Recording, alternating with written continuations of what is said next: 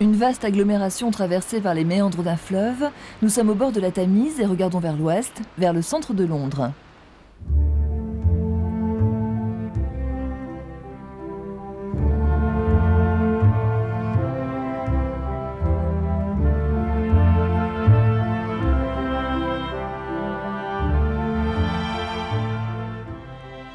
De chaque côté de la Tamise s'est développé le centre urbain de l'agglomération londonienne. Les quartiers populaires de l'East End entourent les anciens docks. Le port de l'Île aux Chiens est devenu un quartier d'affaires et d'habitation de luxe. Dans le centre de l'agglomération, on remarque plus particulièrement le cœur historique de Londres.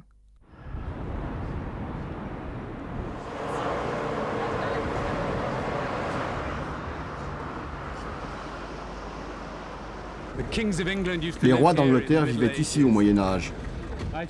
C'est terriblement important au cœur d'un Anglais. La tour est peut-être le symbole du royaume. La couronne est gardée ici, le sceptre, tous les bijoux de la reine. Les chauffeurs de taxi en ville disent que c'est la plus grande bijouterie de Londres.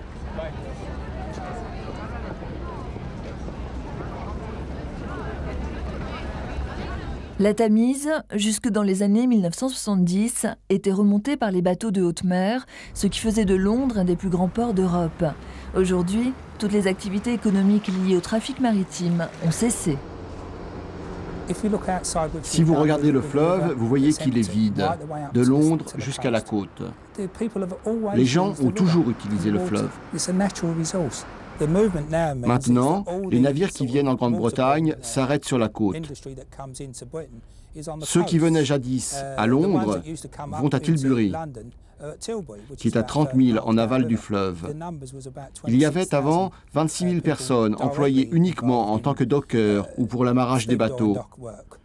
Mais en fait, vous pouviez doubler ou tripler ce chiffre en comptant tous les autres, ce qui signifie que le nombre réel des gens qui vivaient du travail des docks pouvait être d'1 million, peut-être même un peu plus. Alors c'est pourquoi j'utilise le terme de gâchis en parlant de ça et que j'évite de parler de progrès.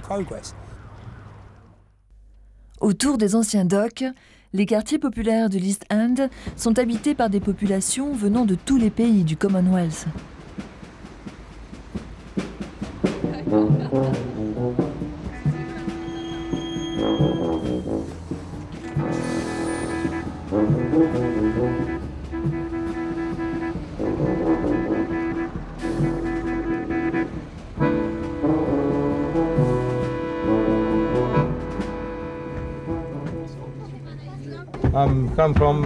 Je viens des Indes.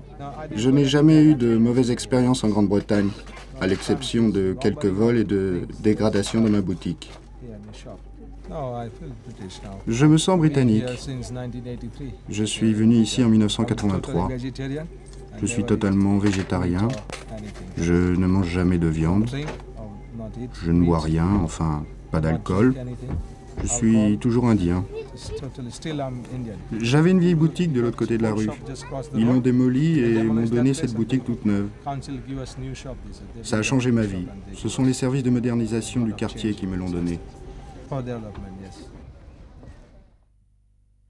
La reconversion des docks de Londres a été engagée à l'initiative d'un gouvernement conservateur.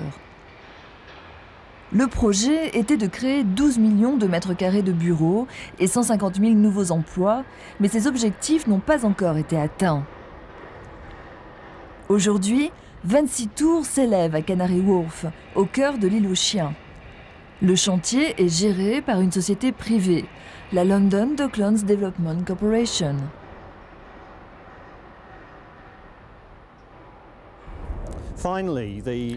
En fait, le rôle du centre d'affaires de l'île aux Chiens, qui comprend Canary Wharf, était de donner à la ville de Londres la possibilité de concurrencer les grandes villes du monde, telles New York et Tokyo. En ayant au cœur de la ville un centre économique moderne, dans cet environnement magnifique, avec tous les services possibles à proximité, Londres peut continuer à jouer un rôle moteur dans le monde.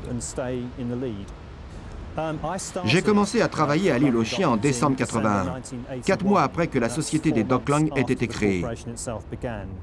Les docks faisaient 22 km². En 1981, la moitié de cette surface était détériorée ou hors d'usage, soit 11 km² de délabrement. Ça a été balayé. Le quartier des Docklands n'est pas seulement un centre d'affaires, c'est aussi une zone résidentielle. Ce secteur a donc été équipé, dès 1987, d'une ligne de transport rapide qui relie les Docklands au centre de Londres. On y compte plus de 300 000 voyageurs par semaine. Une galerie marchande a été construite pour animer une zone réputée austère.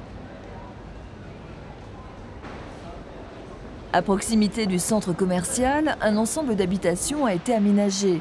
Mais de 1989 à 1993, la valeur de l'immobilier a chuté brutalement. Ce qui m'intéressait le plus, c'était l'investissement que représentaient les Docklands. Et puis, les gens ont arrêté de faire construire. Ma femme et moi avions fait des emprunts importants pour acheter ici, et mes comptes sont passés dans le rouge. Nous avons eu de la chance, grâce à l'aide de nos proches, de pouvoir traverser la crise économique. Mais quelques amis qui vivaient ici n'ont pas réussi à survivre. Ils ont été obligés de vendre leur maison et de déménager. La crise dans les Docklands est aujourd'hui surmontée. L'essentiel des bureaux et des logements a été loué ou vendu. L'agglomération londonienne ne cesse de se modifier. Aujourd'hui, les derniers changements touchent les quartiers est des bords de la Tamise. Il s'agit de grands travaux inscrits dans une logique économique, résultat d'une volonté politique.